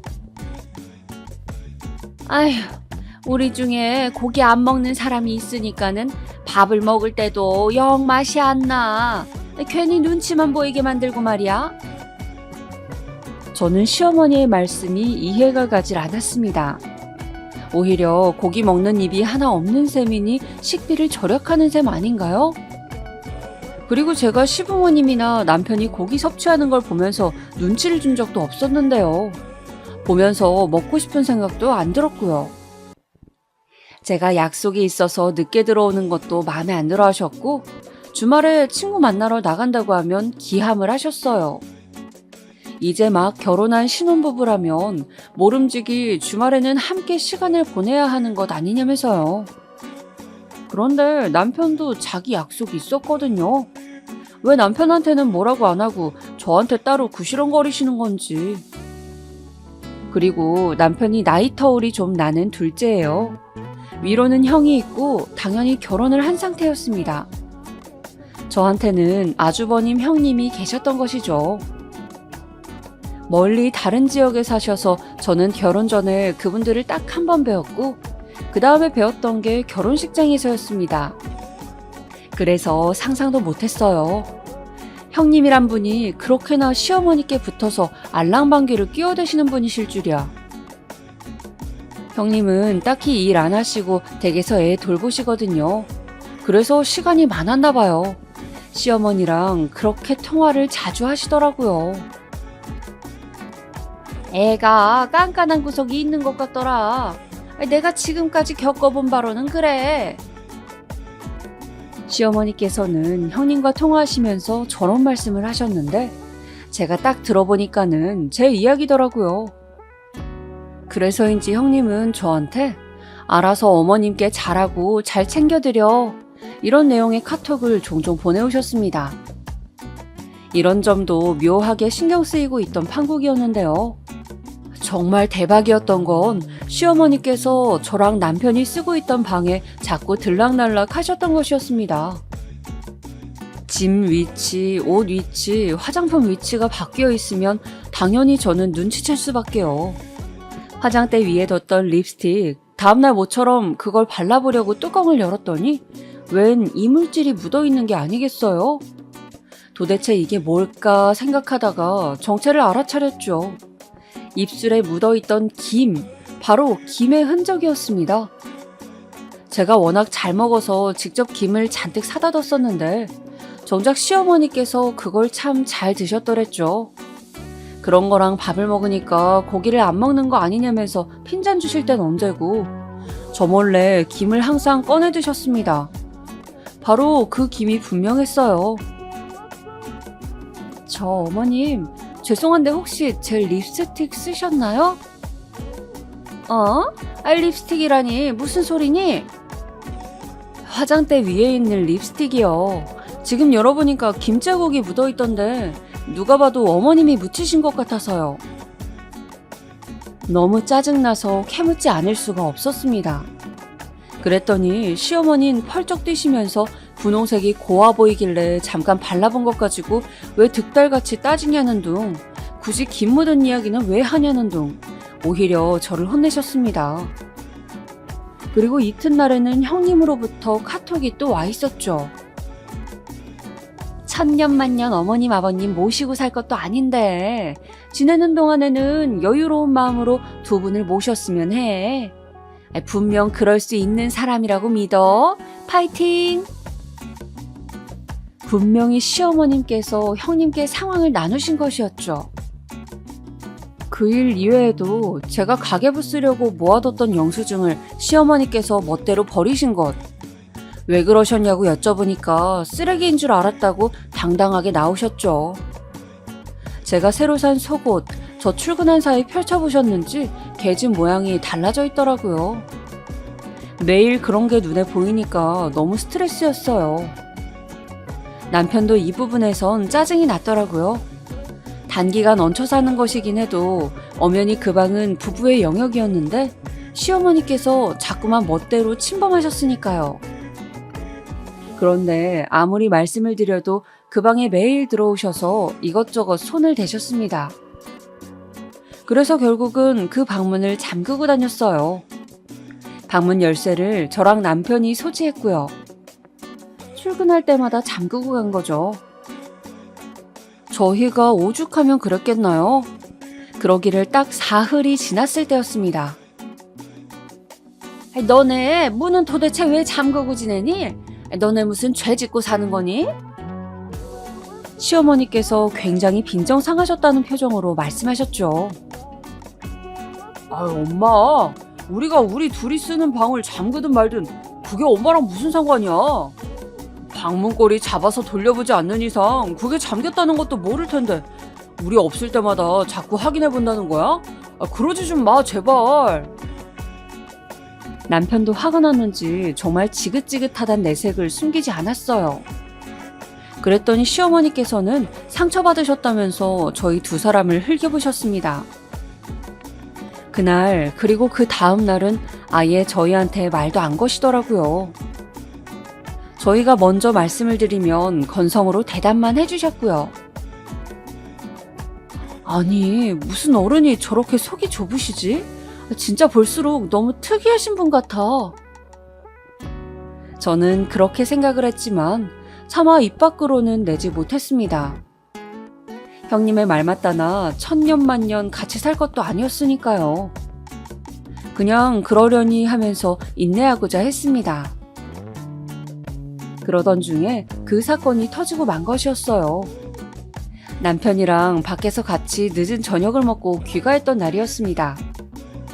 저희가 집으로 들어가자마자 보고 만 것, 바로 시어머니께서 저희의 방이 있는 쪽에서 후다닥 걸어 나오시는 장면이었습니다. 엄청나게 당황한 얼굴로 저희를 맞아주셨죠. 오늘은 둘 다 상당히 일찍 왔네? 그리고 어째 둘이 같이 들어왔어? 밑에서 마주쳤어요? 오늘따라 주차 공간이 널널해서 저희 둘 다 지하 주차장 안 내려가고 여기 바로 앞에다가 차 대고 왔어요. 제가 대답하는 동안에도 시어머니께서 누나를 막 초조하게 굴리시는 게 보였습니다. 그리고 그 사이에 먼저 방으로 향했던 남편, 의문에 가득 찬 소리를 내더군요. 이상하다. 방문이 왜 안 잠겨져 있지? 분명히 내가 오늘 출근하면서 잠그고 갔는데. 확실한데? 그 그 소리를 듣는 순간 설마 하는 짐작과 함께 불길한 기운이 엄습해왔습니다. 얼른 저도 따라서 방으로 가봤는데 옷장이 열려있더군요. 남편은 방에서 한숨을 크게 내쉬고 있었고요. 저희가 없을 때 시어머니께서 방에 들어가 이것저것 또 뒤져보신 겁니다. 어머님, 이거 방문 어떻게 여셨어요? 원래 이 방문 열쇠는 2개밖에 없는 걸로 아는데 2개 다 저희가 가지고 있고 혹시 새로 열쇠를 맞추셨다거나 그러신 건 아니시죠? 제가 혹시나 해서 여쭤봤는데 시어머니께서 얼굴에 열이 오르신 채로 아무 말씀도 못 하시는 거예요. 남편도 진짜 깜짝 놀라고 어이가 없었는지 옆에서 계속 헛웃음만 치고 아니 그러니까 내가 방문 좀 잠그지 말라고 했니 안 했니? 너네가 먼저 나를 속 답답하게 만들었으니까 내가 이러는 거 아니니?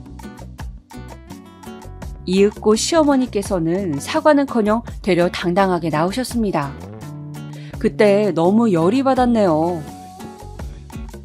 어머님, 아무리 그래도 이건 정말 아니라고 생각하지 않으세요? 이건 비정상적이라고요. 왜 남의 영역에 그렇게 집착하면서 관심을 못 끊으시는 거예요? 저희 입장에서는 너무 불편하다 못해서 이젠 불쾌합니다. 뭐야, 너 어쩜 이렇게 말을 심하게 하니? 너는 내가 조금도 어렵지 않은가 보구나. 할 말 못할 말 전혀 구분도 안 하네. 시어머니께서는 씩씩거리시더니 안방으로 들어가서 문을 세게 닫아버리셨어요. 남겨진 저랑 남편은 동시에 한숨을 쉬어댔고요. 그 순간 공통적인 생각을 하고 있었습니다. 이 집은 그냥 하루빨리 탈출하는 게 답이라고 말이죠. 저희 친정에서 지내는 것으로 가닥이 잡혔습니다. 친정 부모님께는 있었던 일을 절대 그대로 말씀드릴 수가 없어서 신혼집 생활하기 전에 공평하게 양가 집에서 한 번씩 다 지내보고 싶었다는 핑계를 댔습니다. 친정에서 일주일가량 머무르는 동안 정말 편했어요. 비록 출퇴근 거리가 너무 멀어져서 몸은 피곤했지만 마음만은 평화로웠죠. 그런데 형님이 시어머니께 지령이라도 받았는지 저한테 연락을 계속 날렸습니다. 며느리의 도리가 그게 아닌데 저보고 지금 잘못 행동하고 있다는 얘기에 저도 모르게 피식 웃고 말았네요. 그럼 뭐 어떻게 도리를 했어야 한다는 건가요? 알고 보니까 형님은 결혼하실 때 과장 좀 보태서 땡전 한 푼 없이 몸만 온 경우였더라고요. 그러니까 당신의 시댁에 설설 기셨던 겁니다. 저의 몫만큼 다 챙겨서 결혼한 저랑은 입장이 달랐죠. 애초에 2사람이 방문을 안 잠갔으면 어머님께서도 그러지 않으셨을 텐데 안 그래? 자그마한 불편도 감수하기 싫어서 버릇없이 구는 거 요즘 어리고 젊은 친구들이 저지르는 실수인 건 나도 알아. 벌어진 일 어쩔 수 없다지만 앞으로는 처신 잘했으면 해. 그리고 주말에 어머님 찾아뵙고 정식으로 사과드려. 그게 며느리로서 옳은 행동이야. 제가 시큰둥하게 반응을 해드렸는데도 굳이 저 일하는 도중에 이런 카톡을 보내오셨던 형님.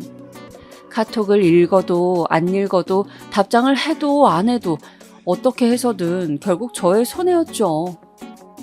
제가 참다가 제 속마음을 담은 답장을 기어이 형님께 날려드렸습니다. 관계 파탄이 나더라도 답답해서 견딜 수가 없었거든요. 아, 네. 오늘도 좋은 말씀 감사합니다. 그런데 인과관계 파악을 잘못하신 것 같아요.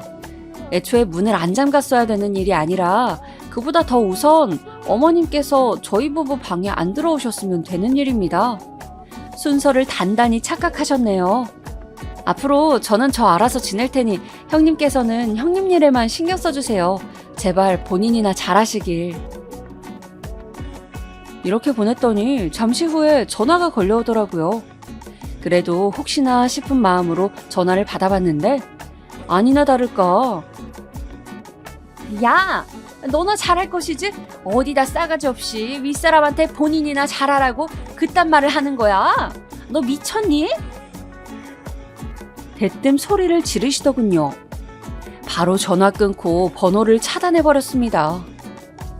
결혼한 자식의 부부방에 부득불 들어가려고 혈안이셨던 시어머니나 그 충실한 신복인 형님이나 아주 독인객인이란 생각이 들었어요.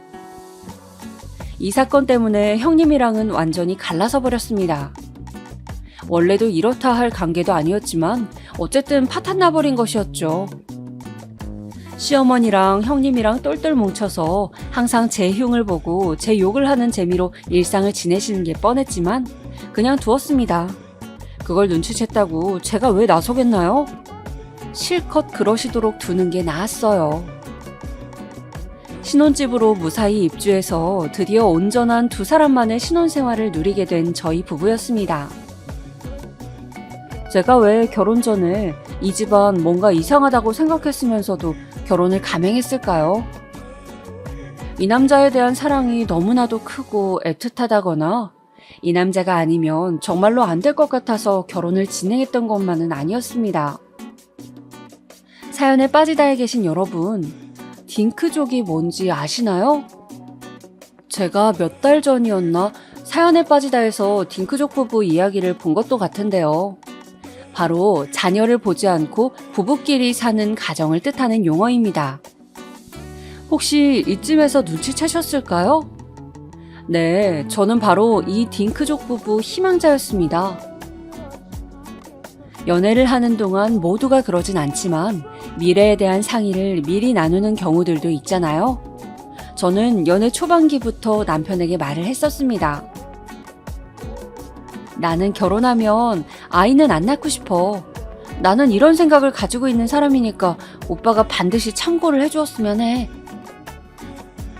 몇 번이고 이 부분에 대해서 말을 했었고 아이를 낳고 싶지 않다는 생각을 하게 된 배경이나 저의 가치관도 자세하게 설명을 했었습니다. 정말 이렇다 해도 괜찮은 것인지 그럼에도 저랑 결혼을 하고 싶은 것인지 남편에게 확인도 받았었고요. 처음에 결혼 이야기가 진지하게 나오게 됐을 무렵 제가 남편한테 정확히 이런 말을 했었습니다. 만약에 오빠에게는 아이를 갖고 싶단 바람이 조금이라도 있다면 더 늦기 전에 나는 오빠를 놔주고 싶어. 결혼해서 아이를 낳겠다는 대다수의 여자를 만나서 그런 결혼을 하기를 바라. 나랑은 안 맞을 테니까. 그랬더니 남편은 진지한 표정으로 또 확신 어린 말투로 저에게 답변을 해주었더랬습니다. 나도 너한테 누누이 말을 해왔지만 내가 애들 자체를 별로 안 좋아해. 어차피 우리 형이 일찍 결혼해서 벌써 애들만 둘인걸. 손자가 둘씩이나 되니까 우리 아버지랑 엄마도 나한테까진 안 바라실 거라고 생각해. 나는 아이 안 낳고 사는 게 좋고. 네 생각에 전적으로 동의하고 있어. 부부 둘이서 신혼을 실컷 즐기고 그 다음에는 열심히 돈을 모아서 나이 들면 누릴 대로 누리고 살자면서 저랑 그런 대화를 구체적으로 나눴었습니다. 제가 바로 이 부분 때문에 남편이란 남자랑 결혼을 했던 거예요. 저랑 완벽하게 의견이 일치하였으니까요. 결혼을 할 거라면 딱 이런 생각을 가진 남자랑 하고 싶었기 때문에 당시에 저에게는 다른 선택지란 존재하지 않았던 것입니다. 나중에 시간이 흘러서 남편의 마음이 변한다거나 시댁에서 2세를 강요한다거나 할까봐 걱정되니까 저는 이 부분을 맹세하겠다는 서류까지 받아내려고 했었네요. 빈틈 없도록 말이죠. 그런데 어쩌다 보니까 정말로 서류를 작성하게 되진 않았고요.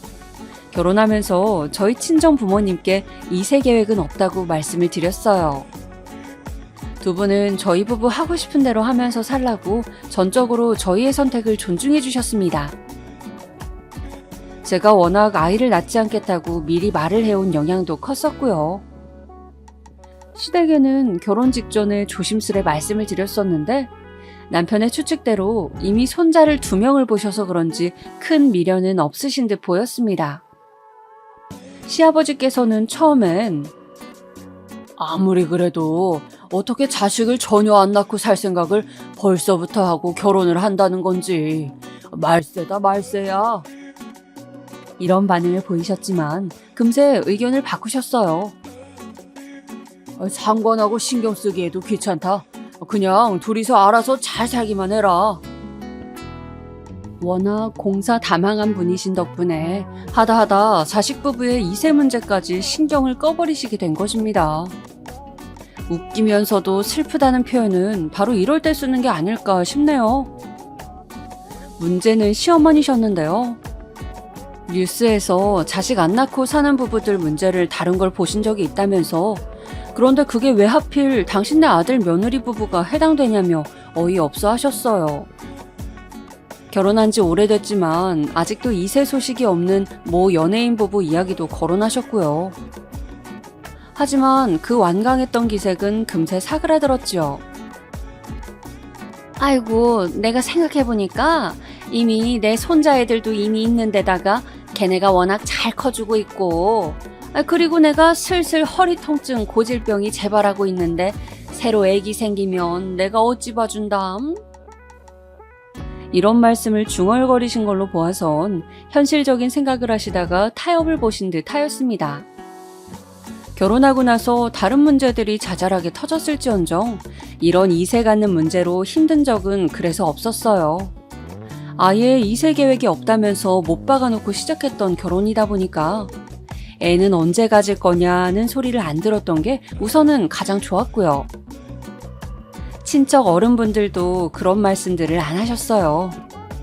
어차피 저희 부부는 계획 없다고 미리 말을 다 해놓았으니 저희를 보고 별 말씀들 계속 안 하셨죠. 저랑 남편이 둘이서 지내는 동안 때로는 감정적으로 싸우기도 했고, 어느 때는 정말 이 순간 배우자 없이 그냥 나 혼자였으면 홀가분했을 텐데 이런 생각이 드는 순간들도 있었습니다. 하지만 단 둘이기 때문에 서로 의지가 되었다고 생각해요. 남들은 아기 낳아서 육아에 신경 쓰고 어마어마한 돈을 들일 때 저희 부부는 오롯이 저희에게만 돈을 쓰면서 꽤나 넉넉하게 각자 취미생활도 누릴 수 있었습니다.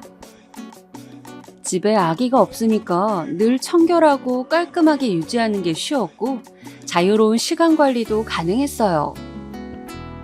자, 그런데 이제 저의 앞에 영원한 평화란 없다는 사실이 곧 드러나게 됩니다.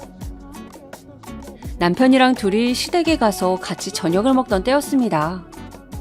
미리 말씀드리자면 시댁에 자주 가지 않았어요.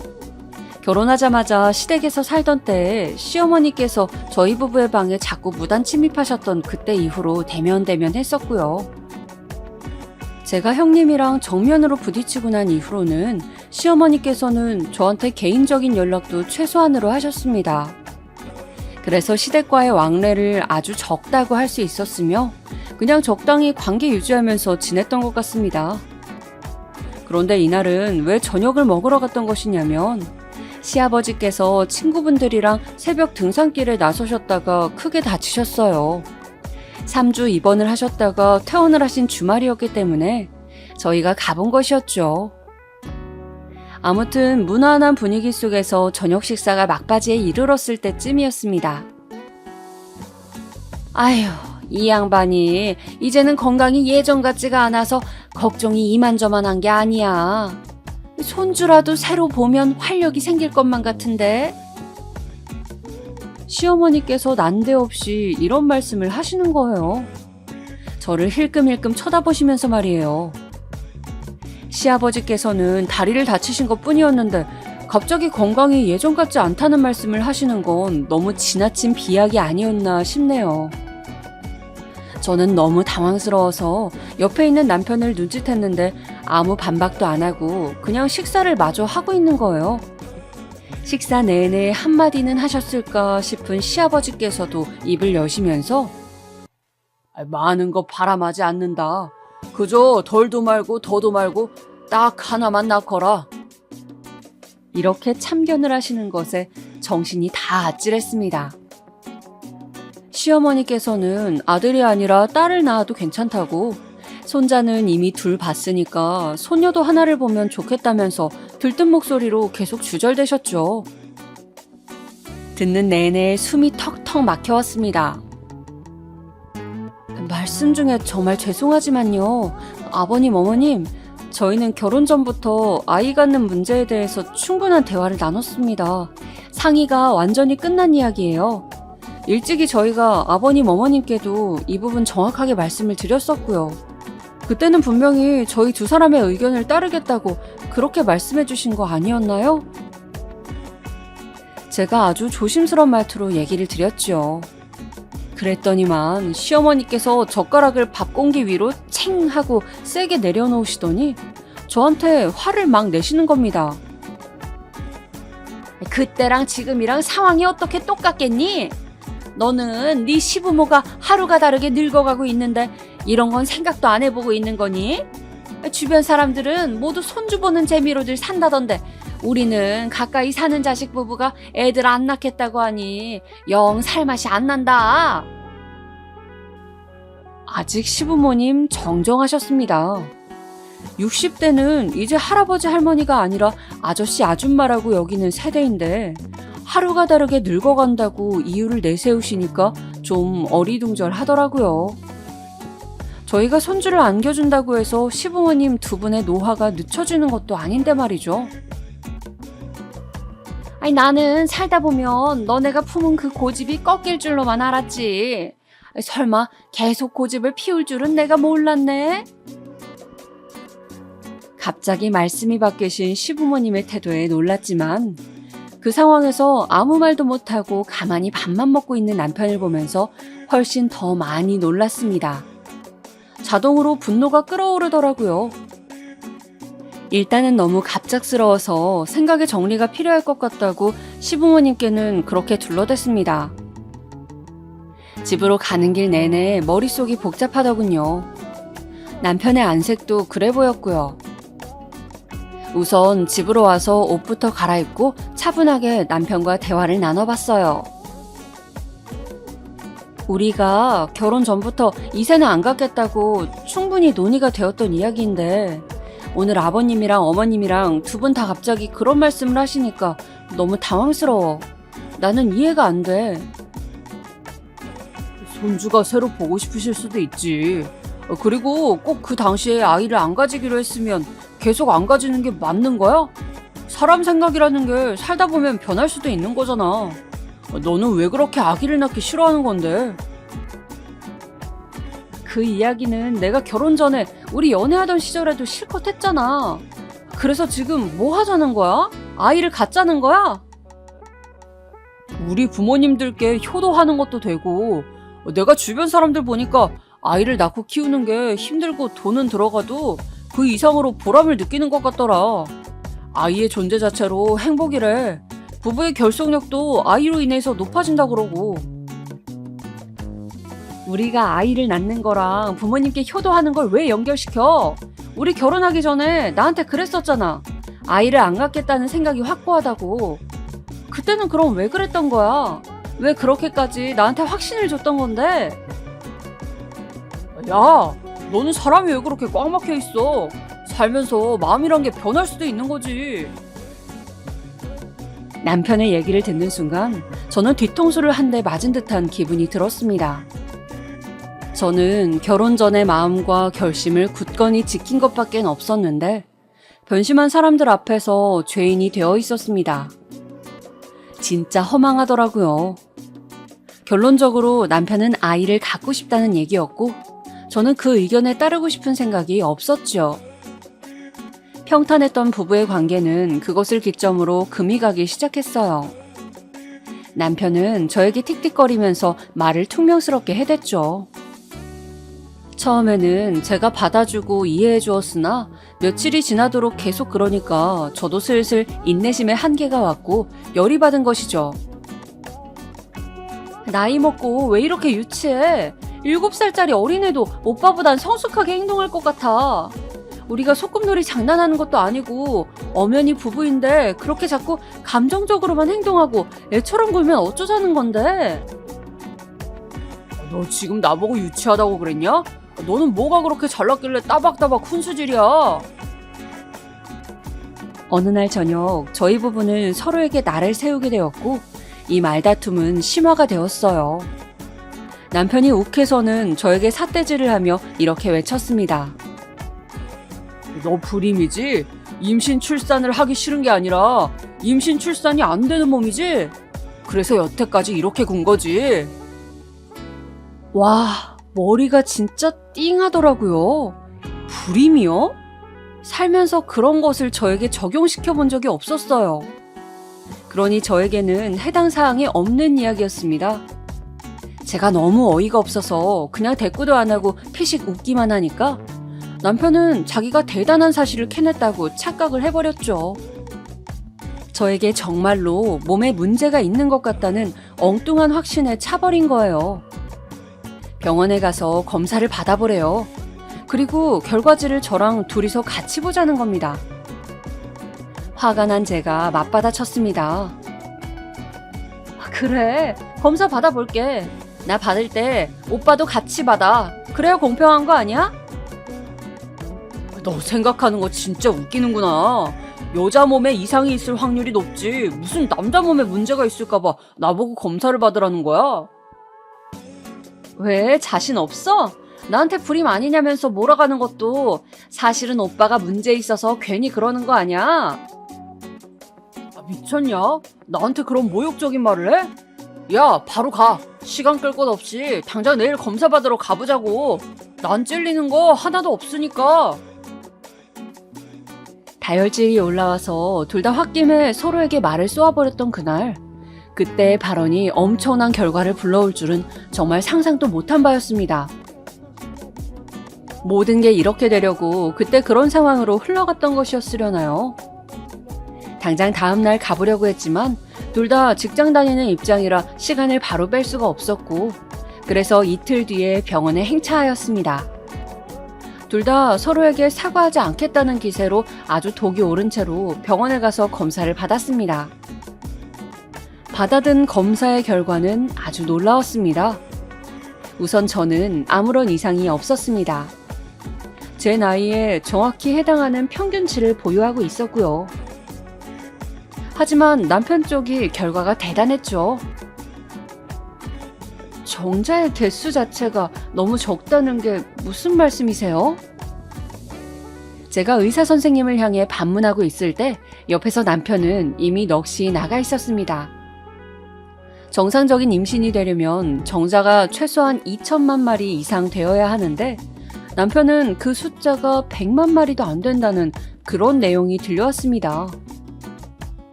선생님, 그 말씀은 지금 제 남편이 그 무정자증이라고 하시는 건가요?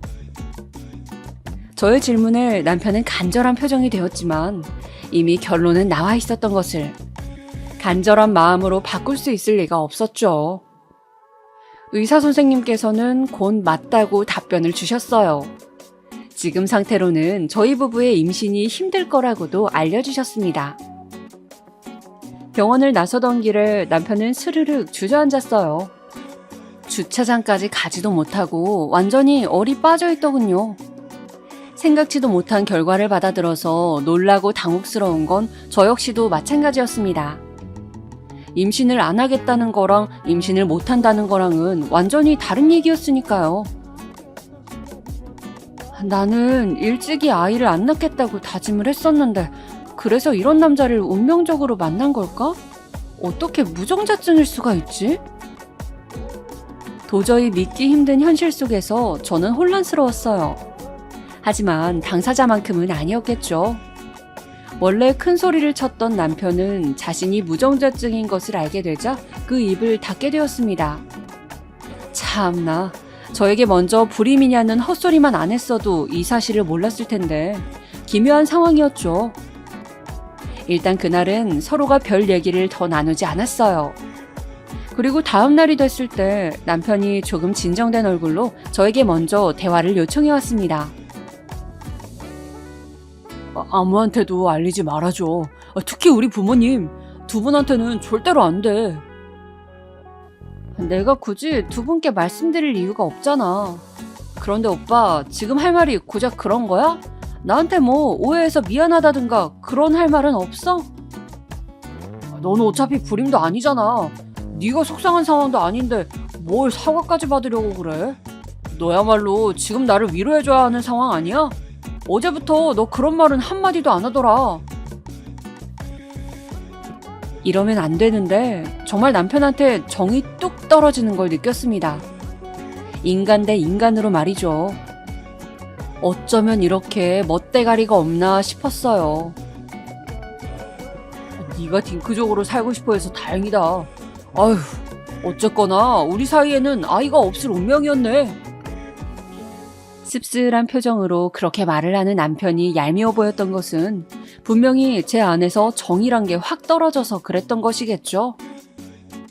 남편이 무정자증이란 사실을 알게 된 이후 저는 심란한 마음을 안고 지냈어요. 시어머니께서 저에게 은근한 압박을 하고 계셨거든요. 형님의 예시를 들면서 둘째를 낳을 때보다 첫째를 임신하던 시절이 체력적으로 훨씬 낫다더라. 그러니까 저도 한 살이라도 어릴 때 빨리 임신을 하는 게 좋을 거라는 얘기를 자꾸만 하셨습니다. 저는 그냥 건성으로 상대해드렸어요. 그래봤자 어차피 아이를 가질 생각도 방법도 없으니 시어머니의 그런 노력은 전부 허사였으니까요.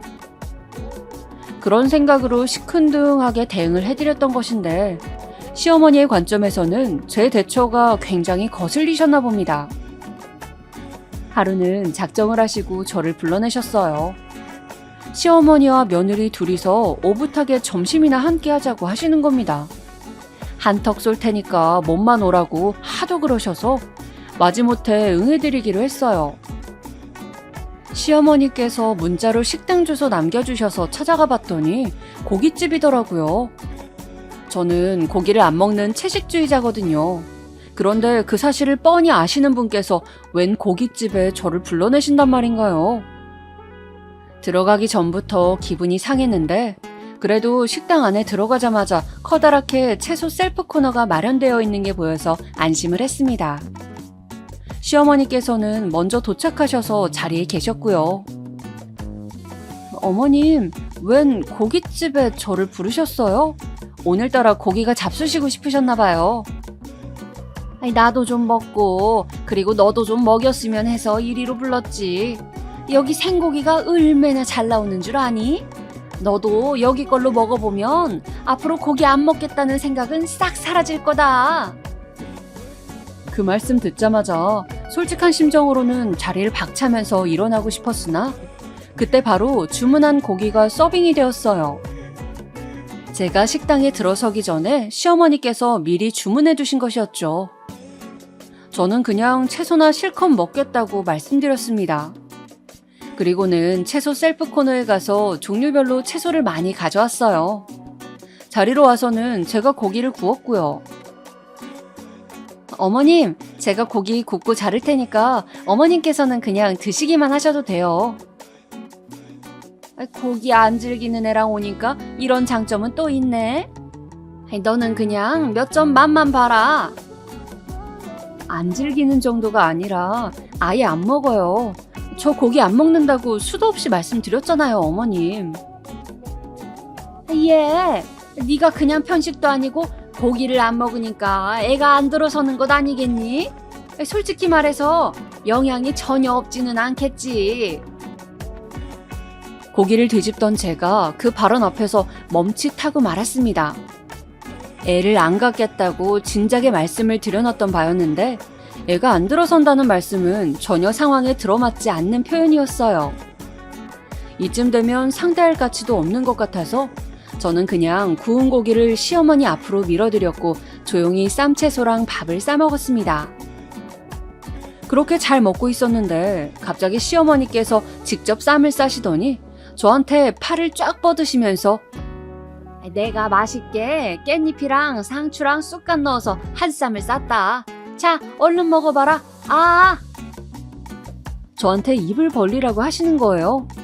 저는 제가 먹을 거 한창 싸던 중이었는데 당황스러워서 눈만 크게 뜨고 있으니까 시어머니께서 아예 몸을 일으키시더니 그 쌈을 제 입안에다가 쑤셔 넣으셨습니다. 그건 그냥 넣으신 게 아니라 쑤셔 넣으신 수준이었어요. 그냥 먹으라면 먹을 것이지 뭘 멀뚱히 있어. 시어머니께서는 혀를 끌끌 차셨고 저는 인상을 쓴 채 입에 들어온 쌈을 우물거리다가 문득 고기의 식감을 느끼고 말았습니다. 이 맛은 정확히 고기였어요. 알아차렸을 땐 이미 반 이상 씹은 후라서 어쩔 수 없이 그냥 삼켰습니다. 그랬더니 시어머니께서 작게 박수를 치시더군요. 그래, 잘했다. 그렇게 조금씩 먹기 시작하면 돼. 알았지? 배에 기름칠을 해놔야 애도 잘 들어서는 거야. 너무 그렇게 풀떼기만 먹으면 영양이 부족해서 될 임신도 안 된다고. 그 순간 제 이성의 끈이 뚝 하고 끊어졌습니다. 물로 입안을 헹군 제가 컵을 탁 소리나게 내려놓고 말씀드렸죠. 어머님, 제가 아이를 못 갖는 게 아니라 안 갖는 것인데 왜 자꾸 말씀을 이상하게 하시죠? 지금 일부러 이러시는 거죠? 그런데 아무리 그러셔봤자 소용없어요. 헛수고 하시는 거라고요. 얘 봐라. 눈 땡그랗게 뜨고 자기 시어머니한테 말을 따박따박. 어쩌다가 우리 귀한 아들이 이딴 심보를 지닌 여자를 만나서 고생을 하는 거야. 너 같은 애한테서 내 손주를 얻지 않는 게 그래 어쩌면 더 나을 수도 있겠다. 그렇게 태어난 손주가 내 아들이 아닌 너를 닮을까봐 겁이 나니깐. 그런 쓸데없는 가정은 하실 필요가 없어요. 일어나지도 않을 일이거든요. 당신의 아들 어차피 자식 못 가져요. 혹시 들어보셨나요? 무정자증.